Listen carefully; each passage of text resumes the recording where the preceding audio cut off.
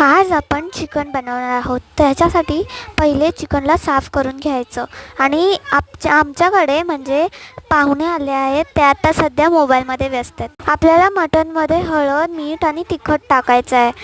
त्याच्यानंतर मस्त त्याला हलवून आपल्याला खोबरं किसायचं आणि कांदा, लसूण, टोमॅटो, आलं आपण ह्याला चिरून घेणार आहोत आणि गरम मसाला घेणार आहोत. तर ह्या सगळ्यांना आपण भाजून घेणार आहोत आणि कांदा, लसूण, आल्यासोबत आपण गरम मसालासुद्धा भाजून घेणार आहोत.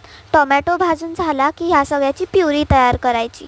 आपलं मटणसुद्धा शिजलेलं आहे. तेलात लसूण फ्राय करायचा आणि त्यात मसाला आपण वाटलेला त्यात आपण घालणार आहोत हळद, तिखट आणि मटण मसाला. त्याचसोबत मटण टाकून ह्याला मिक्स करून घ्यायचं आहे. त्याच्यात मीठ टाकायचं 2 चम्मच आणि उकळलेलं पाणी टाकायचं. वरतून छान चिरलेली कोथिंबीर आणि आपली रेसिपी तयार आहे. Like, share, subscribe.